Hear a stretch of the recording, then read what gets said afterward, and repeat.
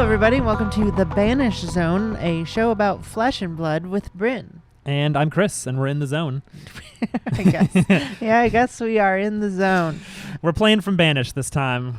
Chain Only made a from soul shackle, and he Mhm. tossed us in there.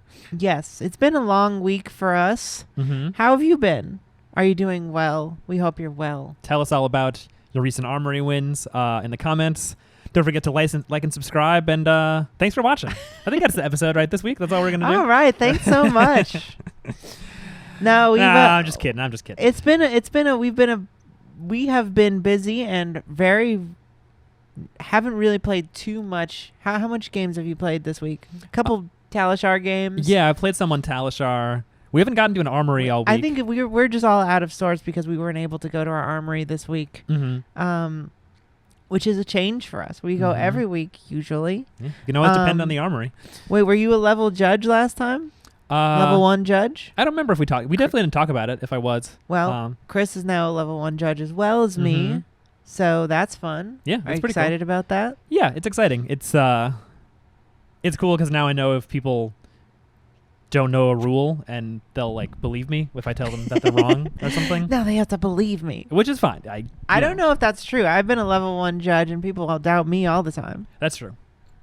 Perhaps a bit of mansplaining happens. People don't want to. I'm not gonna. That's not what I said. Sure, I don't know. I don't know why they don't believe me, but sometimes they don't believe me. Yeah, I mean, we'll see. If they start believing me over you, then we'll know. I think people are just stubborn about how they understand the rules, and sometimes they like. Yeah, no, I think don't want to. I mean, the rules are very, very complicated. Is how it is the truth. Yeah, honestly, it's like becoming.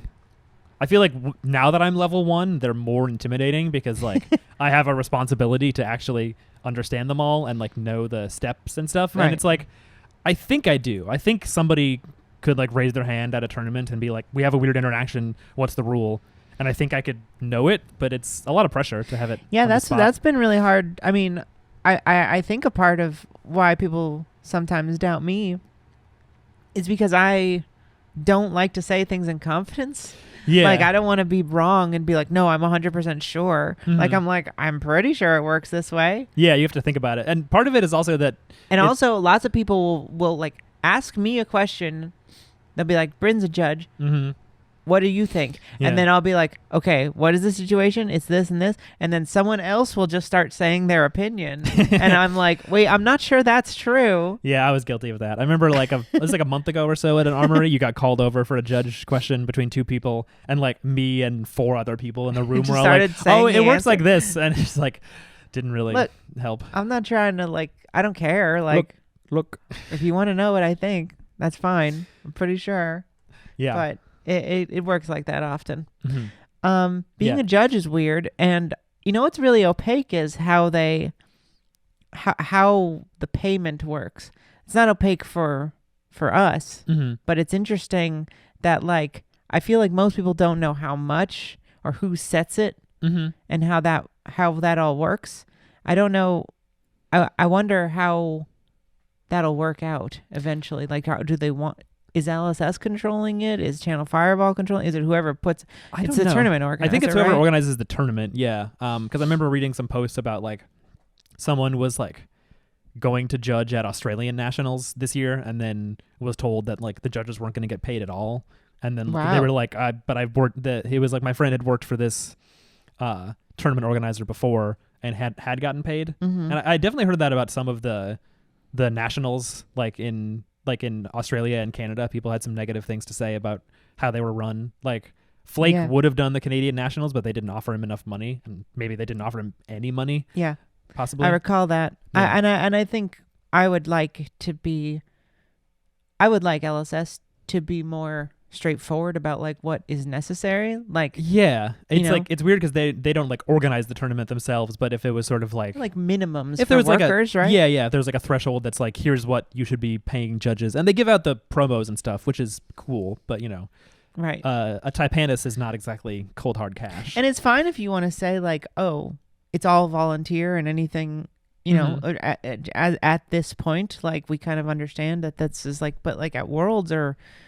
Nationals or something, I feel like it should be a little more structured. Yeah, I mean, even at ProQuest, because it's like a ProQuest needs a level 1 judge to be there, and it's like kind of do have to pay people because otherwise they would just do the Yeah. event. Yeah. You know, and it's like you're asking someone to be there all day. A ProQuest or a Road to Nationals Right. needs to have a judge, and you got to pay him something. You gotta Like, they're pay not him gonna do it something. for free.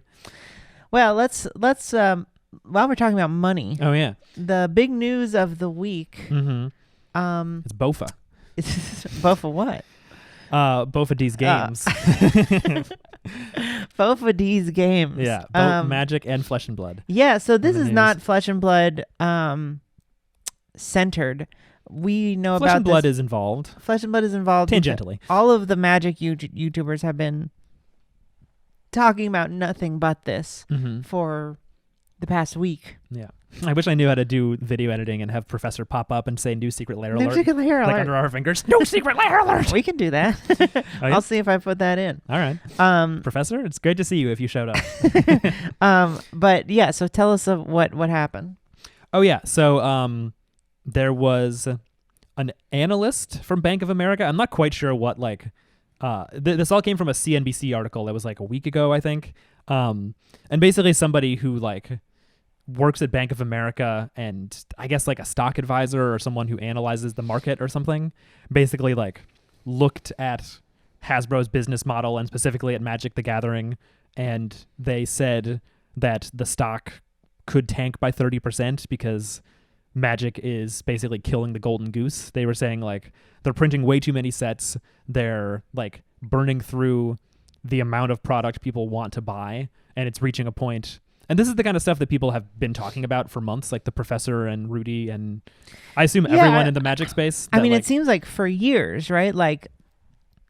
This has been an issue that I think it's been the last year or so. Well, I mean, everybody's been posting that image, right? Where it's since 2018 or 19, it looks like they just started adding more and more sets to the point where it's once a month. Yeah, because I think what happened was during the pandemic, Magic exploded in popularity because a lot of people were like, hey, I'm stuck at home. I have extra money to spend that I'm not spending on anything else. Yeah. Let me buy Magic cards and play with my friends. And so it had a big resurgence. Card games in general had a resurgence. Right. And I think Hasbro was like, oh, cool. So there's tons of people who want to play Magic and buy Magic. Let's sell them stuff constantly put out new sets, new secret lairs, new collectible shit, whatever. Right. And my impression as someone who wasn't playing card games before 2022 or 2021 yeah, is that it already was a little bit too much. They started supporting Commander in sort of a shitty way. Right, and the Commander sets, and they had people weren't happy with sort of the I remember some of the first things I saw from the Professor before he was doing more Flesh and Blood stuff was complaining about cash-ins where they did that Innistrad double feature set where it was just black and white. It was the exact same art. Yeah, I forgot about that. Of the two Innistrad or whatever, Crimson Vow. Or I don't know. Because it was I don't know Magic very well. It was themed around. I don't know these sets at all because I was out of Magic for so long. Yeah, they did a horror movie themed redo of those sets where there was in black and white, and then but instead of the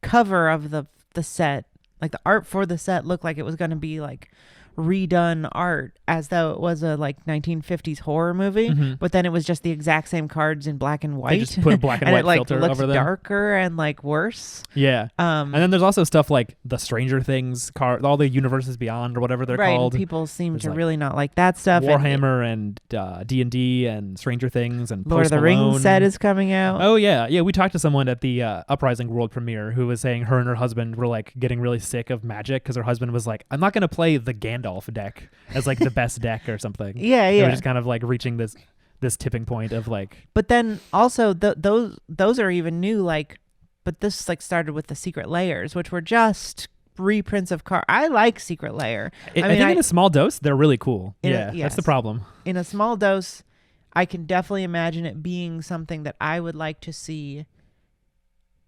Don't be mad at me. I would love to see something like a secret layer in Flesh and Blood. I mean, if they made an alt art tunic that looked cool, but not for years. Yeah, it would take. It would be in a long time. Once you start needing to reprint really expensive cards, but you don't want to put them in a set, or it's in a bad for a draftable set, or you know, like, yeah, if you need to reprint a tunic until it's sticking around $50 to $80, Yeah. like, do a weird, like, get a really cool high profile artist to do like a couple legendaries and then sell that for $50 or whatever. Yeah. Like, that's a really cool thing. And I think that, like, as long as it fits within like the theme, like, I'm not saying I want the Matrix Flesh and Blood. That's not what I'm saying. Sure. I don't want, like, you know, Trinity's trench coat tunic, whatever. And Yeah, it's like, yeah. No. That, I'm yeah. just saying, like, have the same theming, but have an artist who is exceptionally weird or outside of the norm, you know? Yeah, Like, just like a different version of tunic, but it's like, still like the same. Like, I think thing. the Junji Ito, like, all black secret layer is awesome. The magic one? Like, yeah, that's those look really so cool. Yeah. Like, can you imagine a Junji Ito Levia or something? Yeah, like, yeah, that'd exactly. be so cool. And then if it like was still the same character, it wasn't like Levia is now a different universe or It something. also should be like a play set worth of stuff. I think that's silly that they only get 4. It's literally 4 cards. Yeah. Just, you know, then you have a nice play set of things. You know, obviously someone who Flesh and Blood was inspired by, like, I mean, I don't actually know, but I'm just thinking about how, like, you know, there's like, it seems like Mira, Berserk stuff, Dark Souls, like, collabs with people that make sense is a cool idea.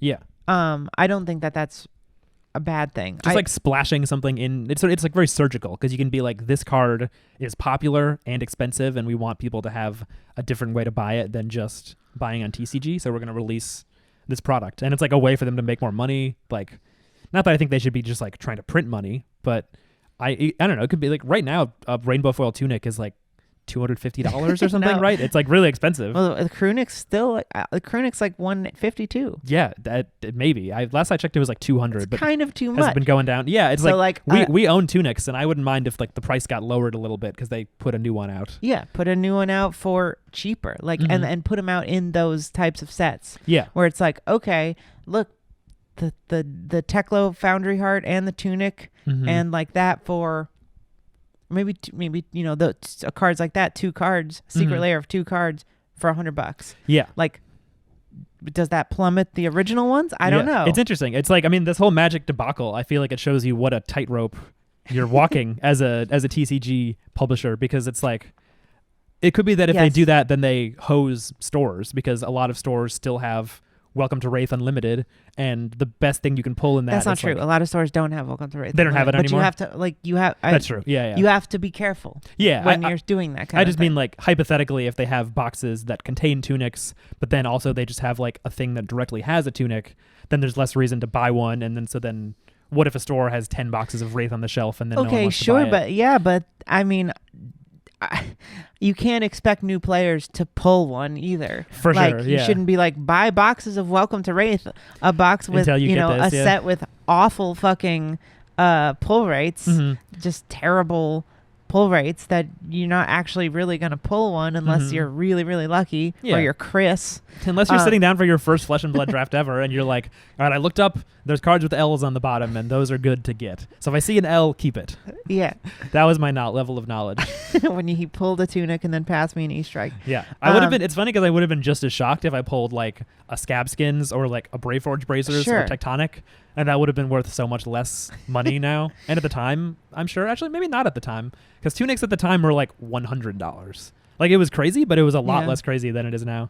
Anyway, so Magic has been putting out sets like crazy, and sets that people, it's like, not that they hate the sets, it just feels like, it seems like the products are nice, but it's too much, and they don't have the reprints that they want, and it's like, it's just people oversaturated. were saying like the Double Masters set was like a pretty good Commander set, and everybody liked it, but then they had the Commander set that didn't have any good Commander reprints in it. Which one is the Commander? The Baldur's Gate? I guess so. Okay. I don't really know. Yeah, I'm basically just regurgitating shit that, like, yeah, I mean, even as as an outsider, it just seems complicated. Like, because we kind of followed along with this, because when we started playing Flesh and Blood, like when we first started going to our LGS and playing, they were still doing a Magic night on Thursdays. Yes. And so a few people who were there like still kind of were in the Magic world and played. Like we met Michael Fang, and he does like pack openings of Magic and stuff on YouTube. Shout out Michael Fang as well. Cards with Michael. And I kind of, it was like we joined, and it's like Everfest is coming out, and then around the same time as Everfest was like the Kamigawa Neon Knights or whatever, the like cyberpunk Kamigawa set. And people like that set. So it was kind of cool, yeah. But it was like that came out, and then like more sets came out, and we were like, but there hasn't been a new Flesh and Blood set yet. Yeah. And then it was like Uprising came out, and around Uprising there was like Baldur's Gate, and then right around this, like right after that was Dominaria, and then Brothers War, and before Dynasty, I feel like there were like 2 more new sets, and then there's more coming. It just like compared to Flesh and Blood, like the amount of time we had to sort of absorb each set and learn the cards, it was just this avalanche. It's been really crazy. Yeah. And I think people can't keep up. Yeah. People are feeling really, there's too much turnover. People are feeling really fatigued with how much they're supposed to be putting into it to even get the cards they want.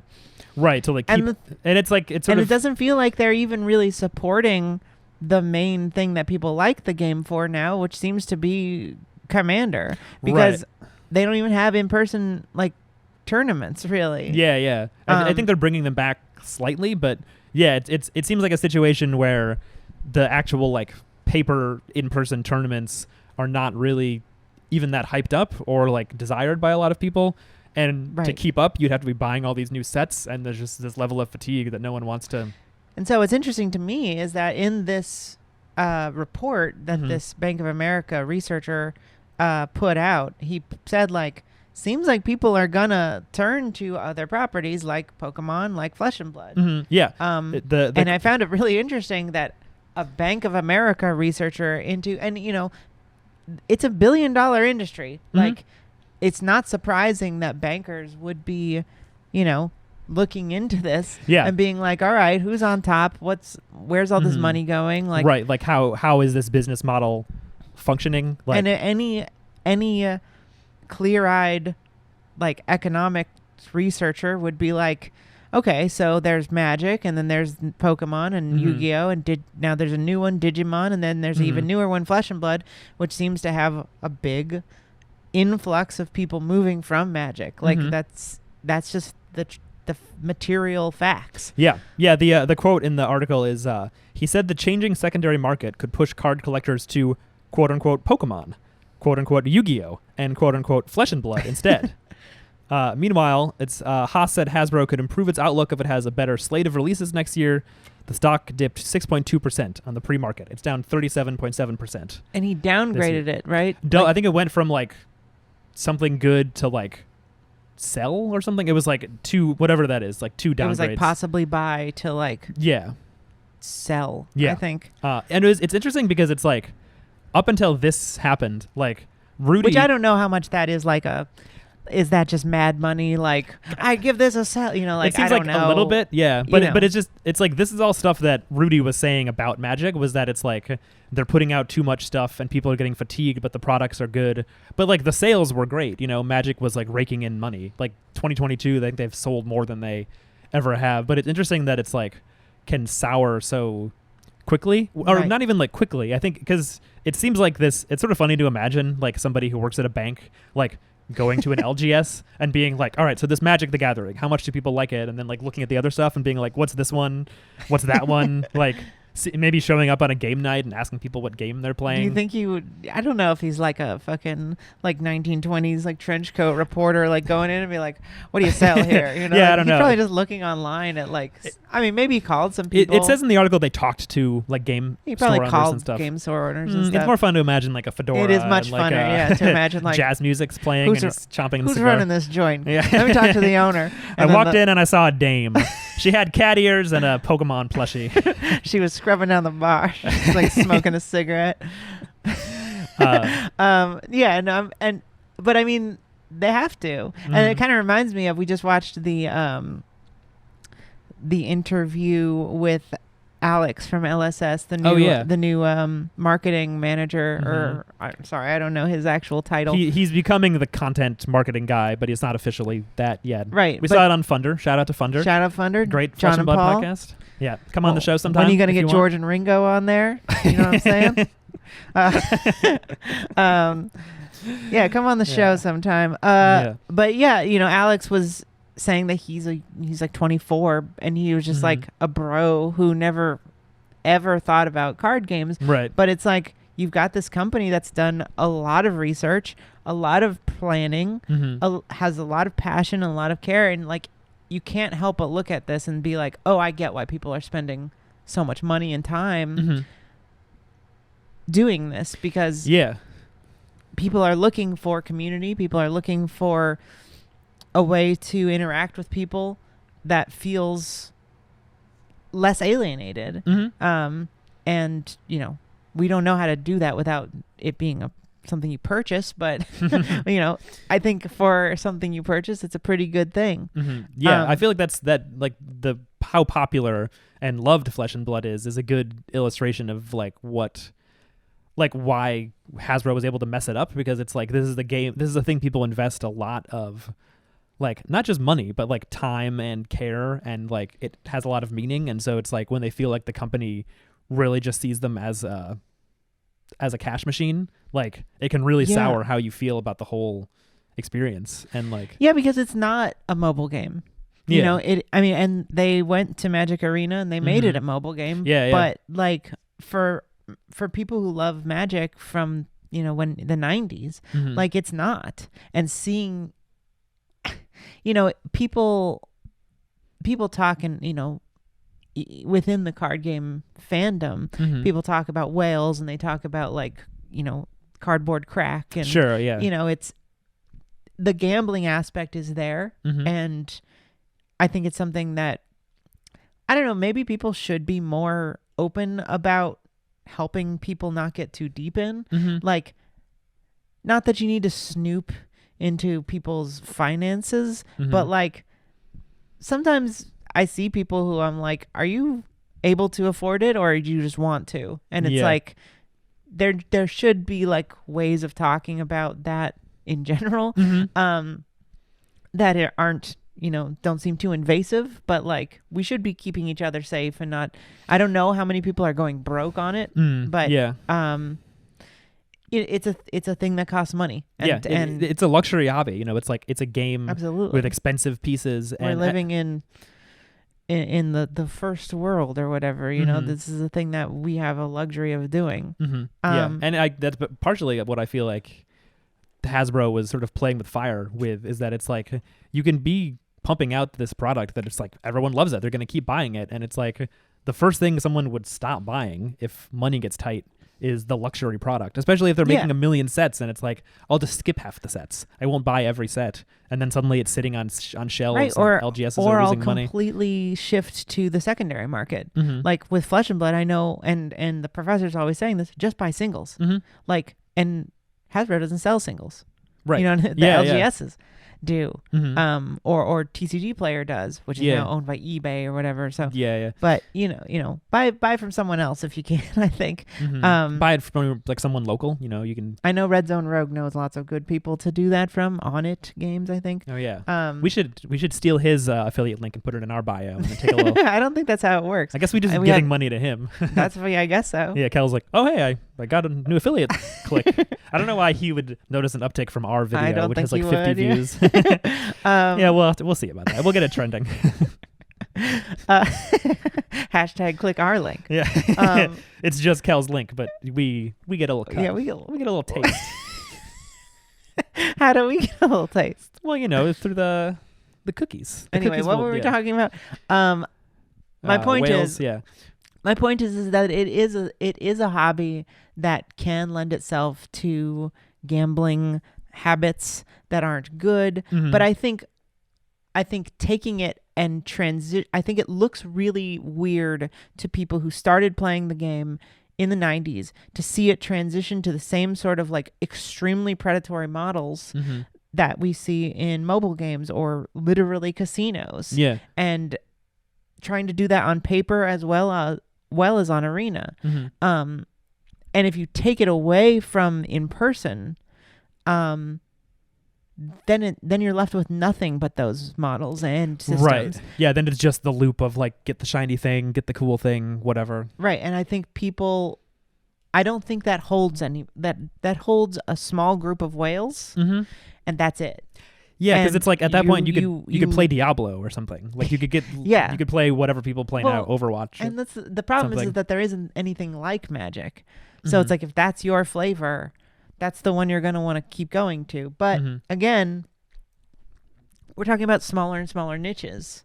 And so if you are feeling fat and sassy like you're the Disney of card games, yeah, but then you're losing your audience and really only focusing on your whales, you're on sandy foundation. You're going to be washed away by a wave.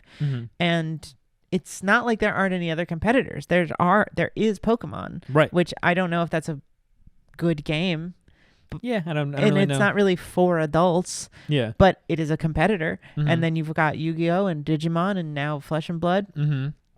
And people are looking at all of these other options being like, why am I here? Right. This isn't the same game. You got Sorcery. Like I feel like Sorcery is really trying to give people the vibe of 90s Magic. Sort of, but it's a tactics game. Like it's a sort of very different play style, it seems. More like the art than the actual play style. But this is what I'm saying. There's so many different ways of doing different things, that you shouldn't have to put up with predatory, extremely predatory systems. Yeah. And I don't think this all means that like Magic is actually going anywhere. It doesn't even seem like they're immediately feeling like they need to.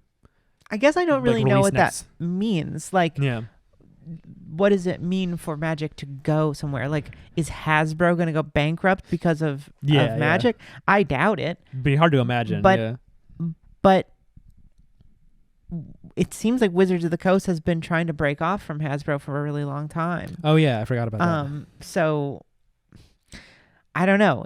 I don't know what it means, but what I'm interested in is what it means for Flesh and Blood, because I don't actually give a shit about playing Magic. Yeah, Flesh and Blood's a better game too. It's like Flesh and Blood was not the cause of any of these problems Magic is having. Flesh and Blood is just doing all the things right that Magic is doing wrong. They're reaping all the benefits. Yeah, I mean we're right at the point where I feel like the 3-year anniversary of Flesh and Blood was some sort of tipping point. I don't know if it's just a coincidence, but like I feel like it was because of the professor's video. Yeah, the professor's video was a big one. It just seemed to be a general thing people knew about card games was that after 1 or 2 years they would end. And it seems like it's true. It's sort of like restaurants. It's like 90% of card games end in a couple of years. It's just very hard. Restaurants don't last one. Yeah, it's like half of all restaurants close in 2 years. And like I think for similar reasons, it's like you need a reason for people to keep coming back and a reason for people to pick you over the hundreds of alternatives that already exist. But once Flesh and Blood reached 3 years, then people are like, oh hey, this game is around and it's not going anywhere. Maybe I'll get into it. Sure. Or look into it and sure. And I think dip my toe. So I think what I'm trying to say, or what I'm sort of thinking about because of all this, is the things that James White has said about only 4 sets.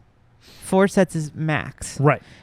That now rings as not like, oh, he has good preferences, but he's very aware of how you can run a game into the ground. Absolutely. Yeah.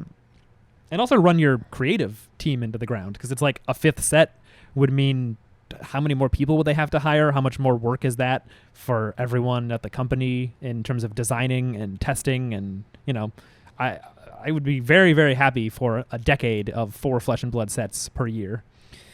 Yeah, me too. I mean, 4 is honestly a little much. Like, I'm trying to think, like, if you spend $400 on a case, that's $1,200 every year. Yeah.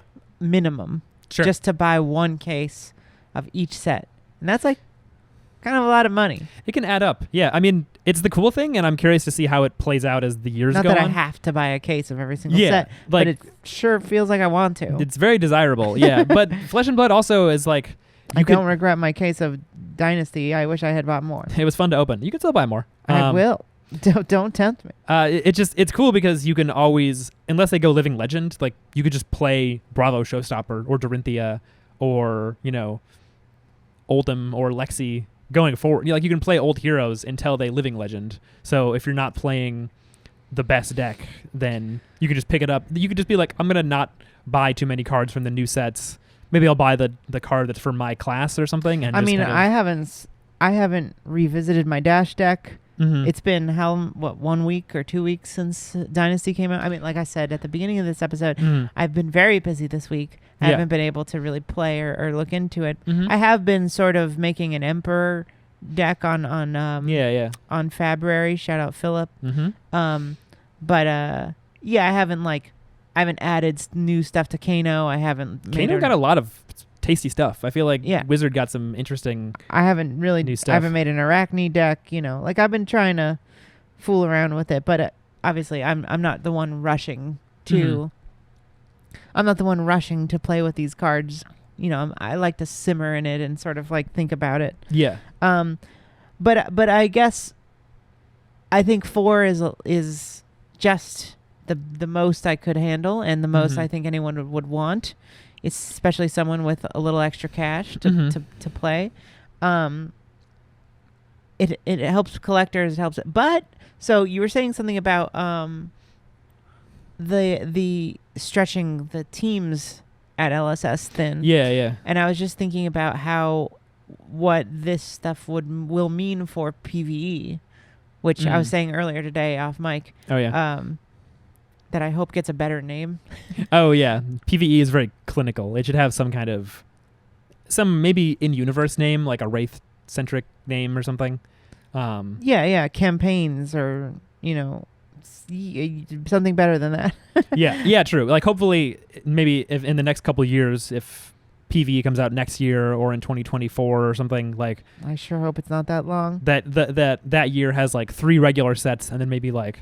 I guess I don't even know if PvE will be a set or it will be kind of like a board game or something. I don't know. Whatever it is, I hope it is cool and I hope they have. Because with time. Dynasty, they've been have we talked about how Yoji says like party and campaign and? Oh no, that was a new thing that got added to like on the website about the because they updated the website with the hero pages. How there's like a page for Arachne and for Yoji and stuff.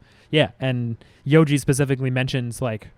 How you'll be protecting your party, and it'll be useful. His healing and his defense will be useful in a long campaign, and it was like already obvious because he doesn't do anything in the regular format other than have 22 life, and he even in UPF, it's like it'd be kind of weird to be like, hey, I'll defend you if then you won't kill me. It's playable in UPF, and I'm sure people will have fun making Yoji decks. But I mean, UPF is sort of about jankiness and silliness. Yeah. Or at least that's the culture around it. That's what it sure seems like. Few people who seem to play it. But yeah, people like Red Zone Rogue and DM Armada have a lot of passion for UPF. UPF feels to me like a stopgap. Just that's for something that they can support. Yeah. That is sort of like Commander. There's a way to play Flesh and Blood multiplayer. It's not just ideal until campaigns come out. PvE campaigns come out. But that's a big deal for me because it confirms no one, they've been calling it PvE, player versus environment. And you and I and our friends at Action City have had many, many long, high conversations. Shh, don't tell YouTube that we smoke weed. I said, oh no. Daddy YouTube might find out that I get high on the pot. About what we hope it is, and what we kind of all assume it is because they use. But it's based on very little. Like until they said the words party and campaign, they haven't actually said much about is it a D&D type game? Is it a fight? What do you do? Yeah. What is it going to be? James White said some very vague stuff about it on some interview or appearance, maybe at like Pro Tour Lille or something. I don't remember where he talked about it, but he said something like... He said it's coming in 2023. Right. And it's going to be fun. But we really don't know anything about it. I think he said something about like it should feel like when you're like playing a D&D campaign with beer and pizza with your friends or something. Something about that kind of atmosphere or that kind of... Yeah. He compared it to D&D, I think. I don't know if he's... Maybe not. I feel like he said tabletop. Maybe tabletop. And also D&D is like pretty broad in terms of like how people play and what you can... It's just a system, right? So like right. PvE, Flesh and Blood could also be anything, even if it is similar to but D&D. the fact that Flesh and Blood kind of has so many RPG elements in terms of like rolling your character. Yeah, you know, your loadout. There's loadouts. What you bring into what kind of fight. archetypes you play. It has like a fighting game RPG style. A lot of people assumed that it would be a game that kind of felt like a tabletop RPG. And that's all I really want it to be, that because I think the battle system is impeccable. Obviously, I mean, we all love the game for its combat, right? But then imagine D&D, but then the combat is really fun. Yeah. And you can like change your character on the fly with different, you know, you can equip different armors and stuff. And then there could be armors that are only applicable, only legal in PvE, you know, like insane shit that you would never be allowed to do to someone else. Oh, because you would need to fight, you know, like because you're fighting an unfair boss. Yeah, everybody has a carrion husk or whatever, you know. Yeah, that has no downside. There's all kinds of fun ideas about. I remember we like theorized with Eric and some of our friends at Action City. Eric's the owner of Action City, or one of our LGSs, our main one, and we were saying it'd be really cool if PvE involved. It was like sort of like an armory. And this is what I want. Yeah, the store owner was sort of like the DM. Like they would run the boss deck, and you'd be trying to beat them. And then as you played through, you could get like treasure chest packs. Like there could be special like armory packs that were only for PvE armories that your party could open if you got to a room with treasure, or if you beat a boss or something, right? And then use that armor or those cards for future PvE campaigns. You can act, and then that could be really juicy. Act like permanent upgrades to your character, so you just feel like really OP. It'd be hard to balance. Yeah, I have a feeling that it won't necessarily be something like that. That it'll be more like a thing you can get together with your friends and bring decks and then play against. But something like that would be really cool.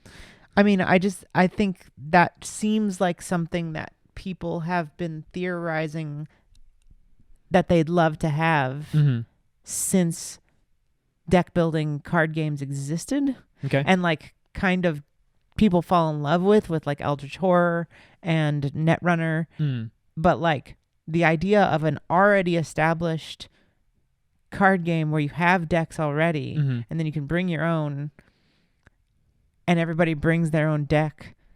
Or you could just lend a friend a deck and be like, here, play with this one for this campaign. Is so tasty already. Like, yeah, and that's everyone's a really excited about it. So I feel like that is another thing where I feel like I have enough faith at this point in LSS that they're going to get it so extremely correct. But, you know, how does that fit into their 4 sets a year?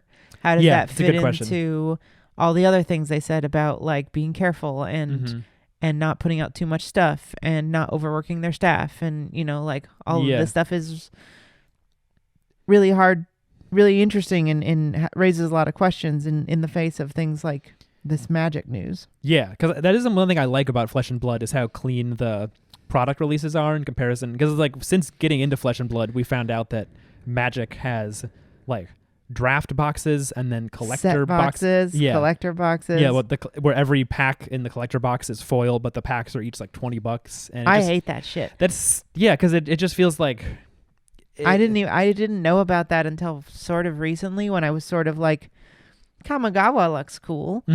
Maybe I could, but like, okay, I want to. If you don't know this about me, I haven't. Like I've said that every episode. I just got into card games. Yeah. But Magic isn't not fun to me. And I was like, I had sort of been exposed to it. I have a lot of nerd friends, and I had thought once I got into Flesh and Blood, I was like, well, I'd love to have a little deck, a cheeky deck that is nice and like fun, and I could play Commander with, if somebody wanted to. If I just had it around so I could like bring it to an event, maybe try it out or something.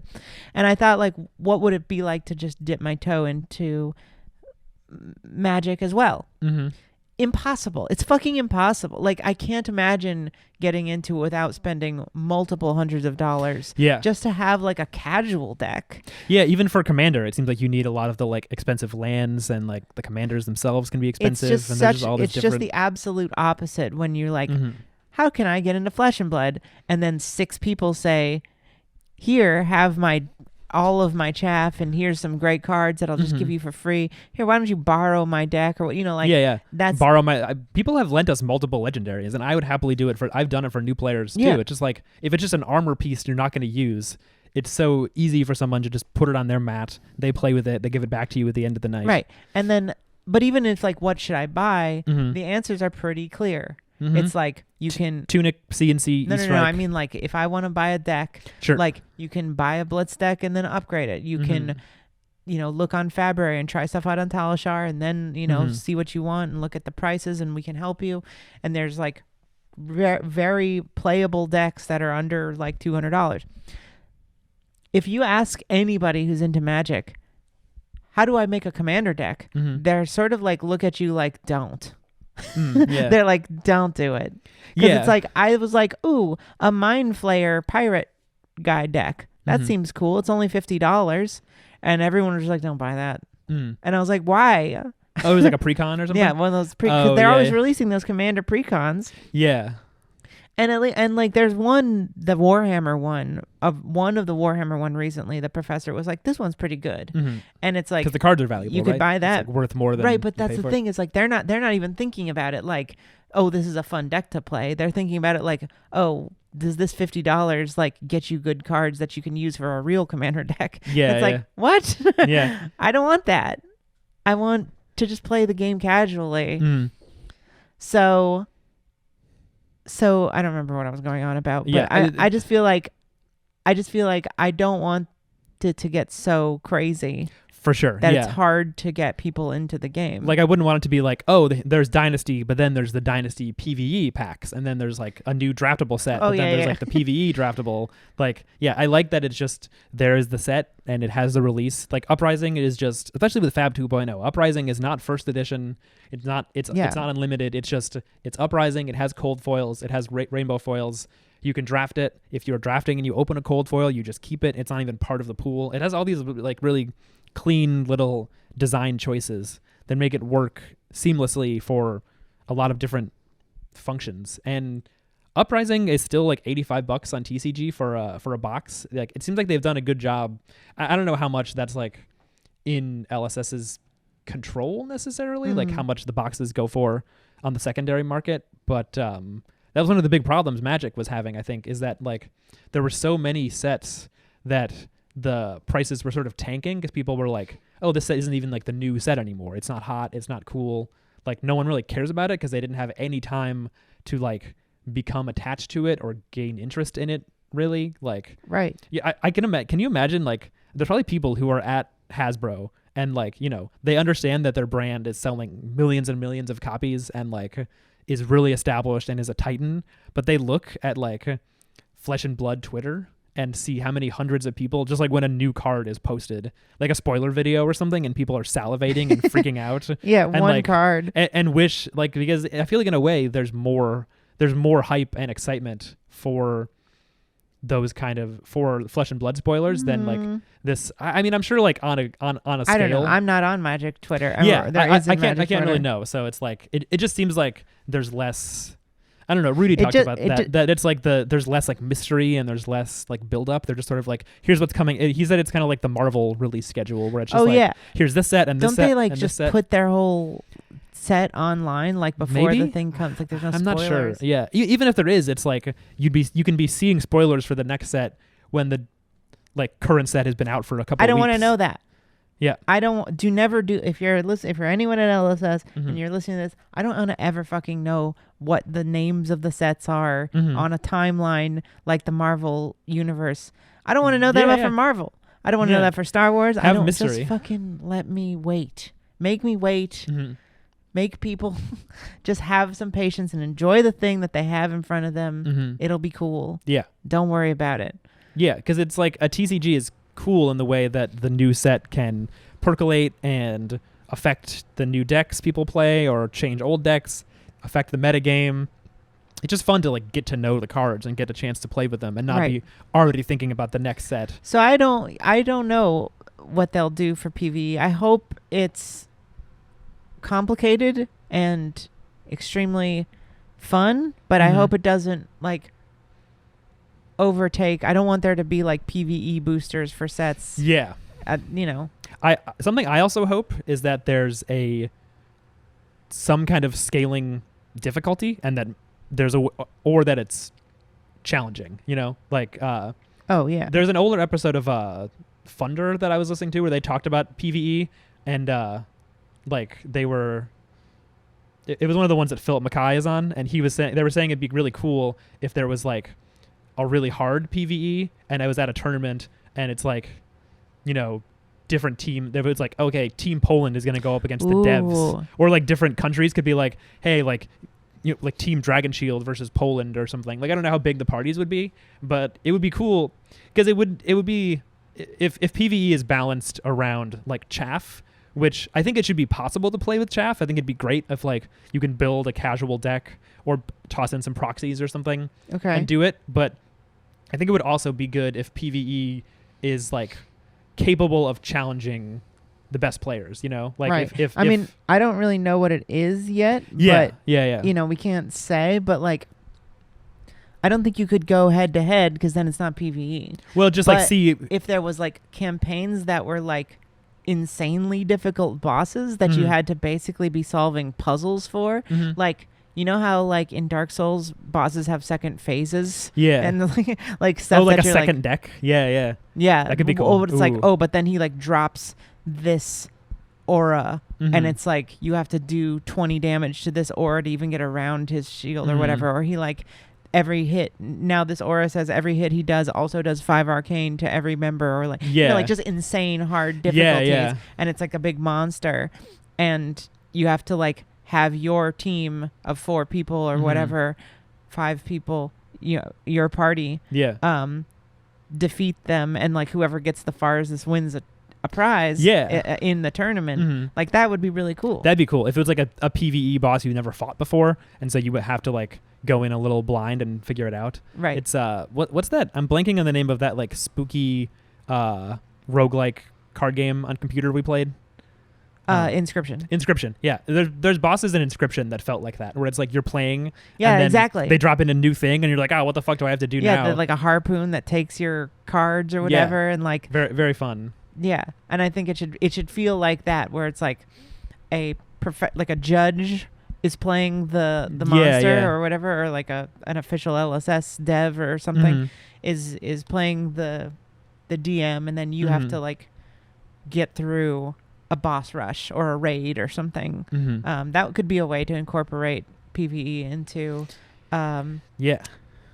competition. Yeah, and like just sort of doing it side by side, or like people can try and see who can like get the farthest. Or I mean, I know that's not going to be like the main goal or the main use case of PvE. It'll never be the main competitive format either. Like, Ideally, it's something that's a fun product you can take home and like show your friends. But I think it'd be a really good, because Flesh and Blood is a very competitive game, and it's marketed as a game that's supposed to be competitive and a head-to-head battle.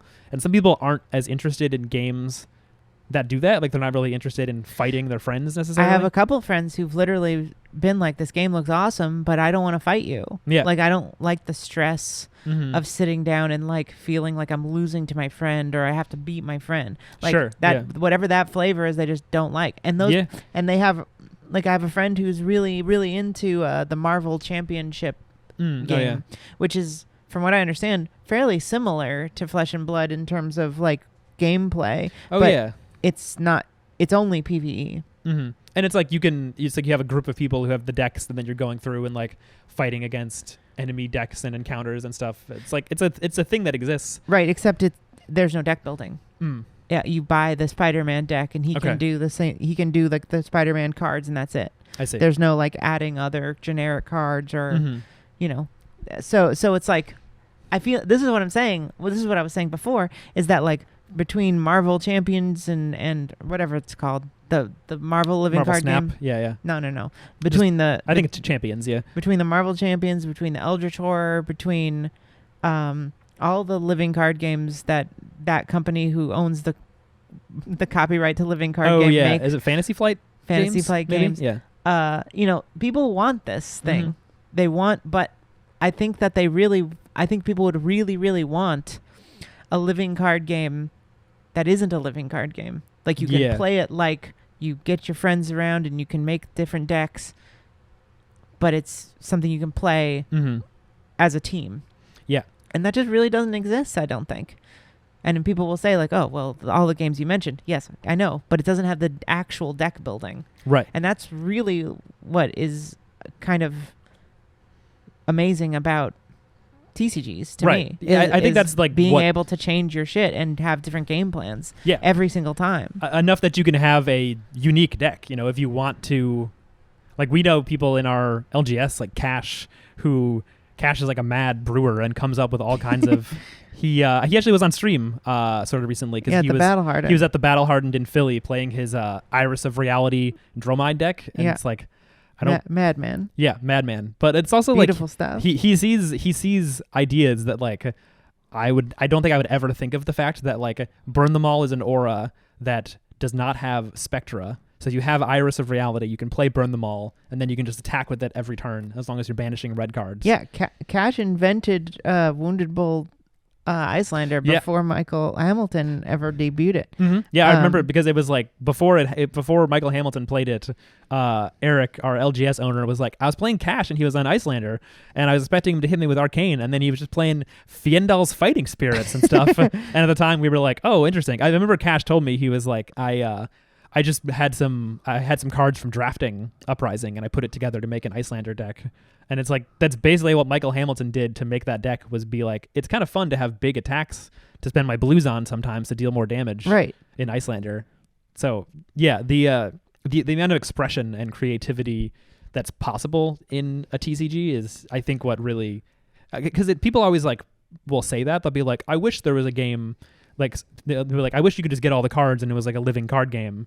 But it's like, clearly there's something about TCGs that has a bigger draw, because I don't think there's ever been a living card game that has a huge like pro tour scene, like a because you can't if you have a living card game, then you can't fight against each other. Like it's like you could, then it's only balanced, and then everyone would just play mirrors. Right. People would just figure out the best decks, or even if like there were tons of cards available, I don't know. It's like if there were too many cards, then people wouldn't really want to buy them, or they would just buy them on the secondary market. If you could just get a playset for it, it's sort of like TCGs are this weird thing where it builds in a way for LGSs and the company to profit and to keep you coming back as a customer and keep them having a money stream enough to like put on these big tournaments and to justify having people coming to your store every night. Because I don't know if people would come every single week to play a living card game. They might just end up playing it at home, right? And then it just kind of stays at people's house, and it doesn't become a bigger community in the same way. And speaking of bigger communities, I wanted to mention before we go that LSS has released their November Armory prizes. December? Is it December? Are we already doing the? Oh yeah. We're already. Yeah, November is the Quicksilver Dagger, I think, still.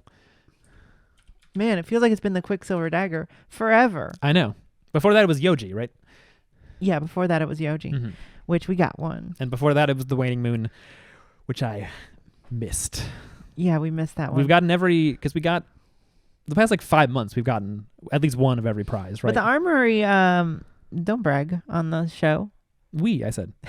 I know. We shouldn't brag that we win all the time. We don't win all the time. We barely win. I just wanted to mention that the ProQuest and Armory Quit stuff has been announced for December, and it's really interesting. It appears to be. Oh, first of all, the one thing I find interesting about this is that I don't think there's ever been a swear word. No. On a card. I don't think anything. Like even I don't know, Levia does. I guess there's Convulsions from the Bellows of Hell is a card, but I don't think there's any like shadow card that mentions damn, like damned or anything. There's really not it's swears. An interesting choice that they would put on a wholesome this card game is not for kids. It's for 16 and up. You can hear the word shit, and that's fine because it's on the card. It's called Shitty Christmas Present or Xmas Present. Yeah, I love how they call it. They write Xmas. Yeah. They don't edit it. It's not asterisk or a exclamation point. Yeah. And it has Azalea saying socks again, and then it has who I thought was Lexi. Yeah, when I first saw it, I did think it was Lexi because it kind of looks like Lexi's face and the right. But Red Zone Rogue Kel pointed out on Twitter that she looks a lot like an assassin character on the new assassin. Oh yeah. On the new assassin cards, I believe it's cut to the chase. Yeah, the one she's wearing a mask, but she has similar kind of hair, like shoulder length. Yeah, and it's like pretty clearly what looks like the pits. Arachne is there wearing a Santa hat. Arachne's in the background. I don't want to be Santa. They're right there. Yeah. And so this, and then somebody is maybe Dash. Or some sort of elf ears, maybe Techlo person is up there. Yeah. So this really feels like people are guessing real heavily that we're going to Metrics and or the pits next set. Man, Dash could be a problem if we go to Metrics and have another set of Mechanologist cards. Well, yes. Although I was James White has also said that Mechanologist is not a class. Well, they didn't quite say that. He said it's like a funky class, I think is what he actually said. He said the word funky class? Yeah. Okay. Because it gets repeated a lot that they said it's a talent, not a class. And didn't say that. They didn't say that. I just want to make sure. He said it was complicated. I don't want to spread misinformation online. I say that for my Twitter account, not for when I'm talking into a microphone. But yeah, it is. There's something slightly unique about how Mechanologist works. Right. And I was thinking about the fact that like they have been very adept at like when they want to, they can print new cards for a class that aren't necessarily applicable to other heroes. Like, they could just make a talented mech class, and then it could be basically like Phi, where it's like Phi has a base of draconic ninja cards that Katsu can't play. And then Katsu got some great new cards. He got Double Strike and Tiger Stripe Shuko and stuff. And then in Dynasty, he got more combo cards that he can play. Right. But I think we're going to see different Mechanologists with different things that won't necessarily. I mean, I'm sure Dash will get some beef and like spice or whatever. Yeah. But I think we're gonna see more assassin stuff. We're gonna see more stuff for other people than just Dash. Yeah. We could even see. I mean, this might sound crazy, but we could see a Mechanologist that doesn't want to boost. Because when you think about other times when like I don't know if boosting is like the Mechanologist thing. Yeah, it's like what Dash does right now. But when you think about other classes, it's like Welcome to Wraith. You have Warrior, Brute, and Guardian and Ninja. When they made new Guardian, Oldhim doesn't have any crush cards. That was like Bravo's keyword was crush. Right. And then you have Ninja, and like Phi does not have combo. No combo cards in Uprising. Bolton doesn't have reprise. Yeah, Bolton is a weird warrior that like has some attack reacts, but does not really play anything like Dorinthia. Right. In any way. And then Brute, you have Shadow Brute, which is like she can do some of the same stuff, but has a whole other interaction about wanting to get stuff out of her banished zone or out of her graveyard into her banished zone. So like I think based on how it's happened so far, you know, like Azalea to Lexi, Prism to Dromai, you can have this like almost shocking lack of overlap sometimes in like the play styles of the same class, where it's like there can be sort of like a baseline of cards and equipment that they use, but then their game plans and what they want to do are really different, so they end up wanting to use different cards for that reason. Right. We got a lot of ninja cards, and people are like, these aren't Phi cards in Dynasty. Yeah. And it's like, what? Oh, I guess not. Yeah, no, they're Katsu cards. They don't say Katsu. They don't say non-draconic or, you know, like... Yeah, Phi could play them, but some of them literally say combo. Right, yeah. And the fact that they say combo kind of makes them Katsu cards, because Katsu interacts with combo cards by his weird tutor. So you're right. I mean, this is what I'm saying is that like if they want to leave Dash out of this set, like if she's not a hero in the set, she might not even really get that much. It might be like a couple cards. It felt like she got some really good cards in this set. She got some good stuff in Dynasty. But I think that this looks to me like pretty much confirmation that we're going to the Metrics and the pits in February or so. I think it would make sense. November, December, January, February. Yeah, February like or March or something. supposedly when it comes out. It's like every 3 months. Yeah. We'll see. So I'm very excited about that. That's a place is the main place I want to explore. I don't give a shit about Mysteria. I mean, I hope that when we do go to Mysteria, it's like it makes me care about it. It's not just they're mysterious. You know, and the thing and the thing is that like I like quote unquote Asian aesthetics. Like I care a lot about like Chinese history and you know, I grew up very interested in Japanese film and you know, I just find the sort of mishmashing of like lotus flowers and cherry blossoms and swords and, you know, as just like a pastiche. I find that very annoying. Yeah, so, it's a little shallow. But I think the art was going to be beautiful and either way. So it's sort of hard to say. Yeah, Flesh and Blood, it's interesting because it's like I don't have any like it's not like there's stuff in the story that I'm like this is bad, but it's also like not the thing that got me into the game. It sort of reminds me of the way that art?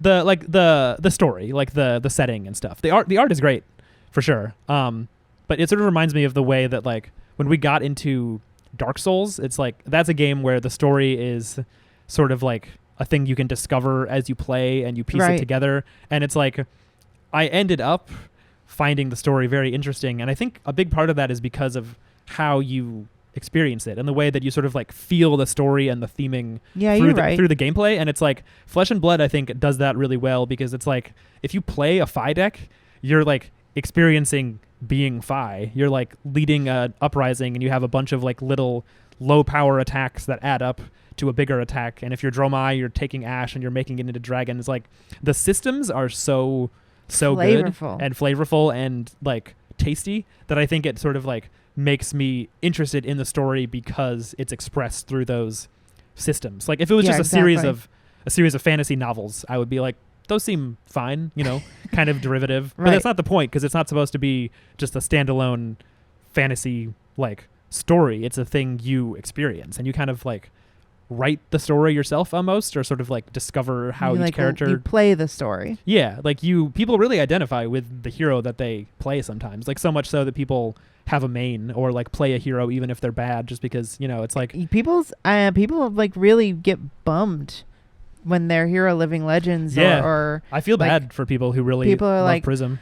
I don't know what to do. My favorite game. Yeah. I don't know who to play now. And and I when Kano got his boots taken away, it was a very sad day. I didn't know what to do. But, you know, I like the game, so I'm going to keep playing. You'll keep playing, yeah. But I don't really have the attachment, but it is my favorite deck in the game. Yeah. It is helpful. Because for a while I was a sort of diehard Lexi main, and it was sort of like a comforting thing that I was like, Lexi has so far never been like the deck. It's never been an S tier, A tier deck that everyone is like, oh my god, Lexi is so OP. She's the deck to beat. She's going to climb. So it's like Lexi will be around for a long time. I can always go back to that deck and have it to play. And I think that's a cool thing that the weirder decks can stick around for a long time. It wouldn't surprise me if Lexi doesn't living legend for like 5 more years. Or you say that in 2 years she could be broken and then suddenly she's the best deck. Or in 3 months. So you don't know. I will have so much fun if Lexi is the best deck. I've been waiting for that day. All right. Well, we'll have to get to that day next time on the Banished Zone. Thank you so much for listening to our show. I'm Bryn, and that's Chris. Sorry about not having video today. We had a little snafu. A little technical difficulties. Thankfully, audio survived. I did press play this time. My computer just crashed. We will be. We're not going away from the video, so just, you know, if you want to see our beautiful faces, you can do it. Bear with us on that one. But audio only today, so sorry about that. But continue listening, and you can follow me on Twitter at Banished Zone. You can follow Chris at Blue Plunder Run. At Blue Plunder Run. I forgot for a second. Yeah. And then subscribe to us on YouTube. We're just Banished Zone on YouTube. And also should be soon, maybe by the time you hear this one, be available on Apple Podcasts and hopefully other podcast apps. So if you want to leave us a review on there, if it's available. If we're not on your podcast catcher of choice, let us know, and we'll try to make sure we are. Also, let us know if you want us to have guests. We're let us very know if you want to come on the rambly. show. Like, yeah, if you want to come on, if you're listening to this now, we know a couple of you who we've met at Pro Tours or at the premiere have listened to it. Other content creators, let us know. We're a very rambly show. I don't know. I've been thinking about it, like if Flake or whatever. I'm sure Flake would come on, but like, we're just gonna talk. It's not about anything. It's just about the game, and it's about Flesh and Blood. That could be fun. Did you ever listen to? There's an episode of Flesh and Pod where my man goes way off track. Oh yeah, it's like they have on Flake, and I think Abby's not there either. So it's just like Jordan and Logan and like Flake. And Flake seems to have a great time, like not having to stick to a script and being able to swear and stuff. Oh yeah, he loves it. We should just have him on just so he can do that. Yeah. Well, we'll try to make him have conversations about the card game. Sure. Because if nothing else, we talk about Flesh and Blood, and that's all. Yeah.